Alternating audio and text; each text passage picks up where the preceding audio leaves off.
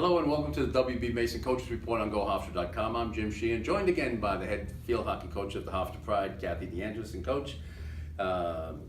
Getting ready for two games this week. A home game against Fairfield tomorrow, Wednesday at 3 p.m. at the Hofstra Field Hockey Stadium, and then heading up to Upper Manhattan on Saturday to face the Lions of Columbia. But first, let's look back on last week. Two games, once again, one on the road, one at home, starting at Yale on Friday up in New Haven. Pride jumped out to a 1-0 lead, and the last 35 minutes and 35 seconds were not good. Right, yeah. Pride. Positive about it is we came out with a great game plan and really executed it for 35 minutes. I thought we did a fantastic job knowing our roles out there and really persevering and playing as a team, and it executed great and a nice field goal shot. So I thought the first half was very good and solid. And we struggled in the second half with keeping the mindset for the same game plan. And I think we had some spurts where we had some opportunities to attack, and Yale's defense did a tremendous job taking away the passing lines to our forwards, and we just could not create any attack in the second half. And I credit Yale for their fight, and we know they're a solid team. They've just beaten Michigan State, and in fact just knocked off Drexel as well. So, but again, a great first half. We got to play 70 minutes. Did that goal at the end of the first half by Yale take a little wind out of the sails? Yeah, I mean, we had talked about the first 5 minutes and the last 5 minutes, and to have that happen just in the last under a minute, 30 seconds to go, something like that. That was, it stunned us, and I don't think it helped, set the tone. But again, the second half we had some spurts, and there were some great moments of Hofstra field hockey, and just not enough of them. Do you think a goal like that gets into the head, having a young team, gets into their head going into the second half? Yeah, absolutely. And this team, we're right now trying to face the adversity and be resilient, and that's really tough with a young team, and we're really searching for leaders in all the classes right now. We've got a great leadership in the senior class. There's only a few of them.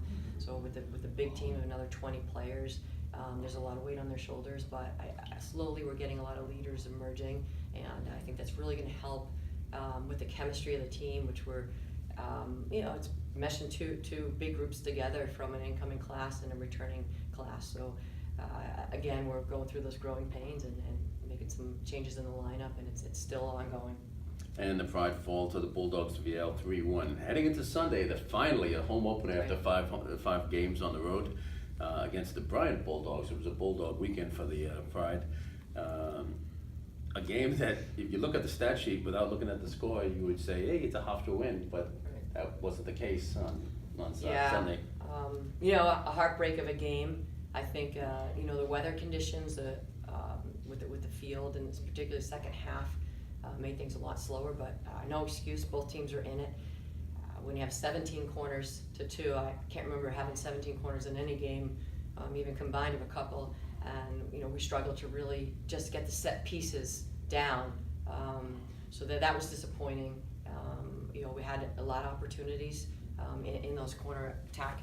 The last 10 we had several opportunities. Unfortunately, we couldn't find the back of the net. We are still searching for the right combination on the striker line, those that can get free and make a difference in the attacking third and go with the ball. But again, I think when the weather conditions where they were, it's a little bit slower, and you got to really make the ball do the work and pass the ball a lot more. So I think we struggled with that. But it was a fight to the end, and we gave everything that we had. So I was really proud of the effort. And unfortunately, they slipped a goal by in the first half, and we weren't able to capitalize and not able to take the win. But a great performance overall to put ourselves in the position to get 17 corners, to put ourselves in a position to get 24 shots is definitely progress for this group, and that's how we're going to look at it. The penalty corners are so important in a contest, and you sent out so many looks, and so many different players were lining up, trying to find that right combination. It wasn't that we weren't getting good looks. Yeah, I mean, we gave everyone a shot on that corner unit, and the Bryant defense had some great blocks in front. A lot of those shots didn't even get to the goalie, and there was some great Hofstra shots. It has to be frustrating watching from the sidelines. Yeah, I mean, Bryant's has shown us on paper and in their early games that they are a very strong defensive corner unit, and they certainly did that. You know, again with the weather conditions, again no excuse for both teams, but we gave a number of different people opportunities on that corner, and you know, we struggled with those conditions, so we need to persevere when that happens again, and really focus and bear down and understand our role so that we can execute under that pressure and that type of weather conditions. And now this week, 2 more games, starting with the Stags of Fairfield tomorrow at 3 o'clock at the Hofstra Field Hockey Stadium. Stags are having a great season, 5-1 off, great start. What do you know about the Stags? Well, they're very skillful. They got a very strong overall team that has a very good skill set, and they're very quick.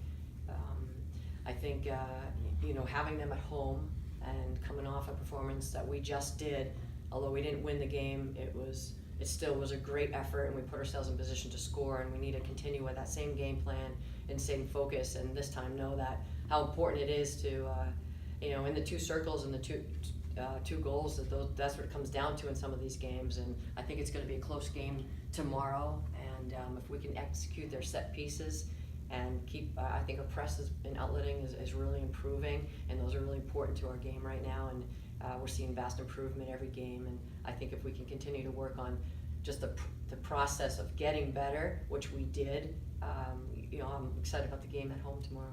And then after the Fairfield game Saturday up at Columbia, running into an old assistant coach of yours, and Katie DeSantis, one of our favorites. And then Columbia's off to a 2-2 start, and they're coming off a win over Holy Cross last weekend. Columbia's always a thorn in our side, so to speak. They always give us a good battle. They do, yeah, and yeah, they suffered a tough loss at UMass Lowell in overtime, so they have a very solid team and have a great coaching staff. It's always a formidable opponent for us, being here in New York. So excited just to get into New York and beautiful field. So I think it's going to be a great battle, and you know, it's always nice to have an assistant coach. You know, get to see Katie, great person, great coach. So I'm excited to see her as well. And you also got to see another former assistant coach in Danny Aviani last weekend, and she came.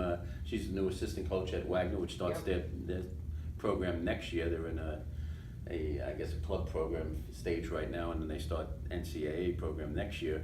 But Danny surprised a lot of people sitting there, and Buddy was like, "What are you doing here?" I mean, it's just, you know, when you think about that, it's just exciting. The last several of my coaches, April got a head coaching position at Colgate, Katie's got back to her alma mater.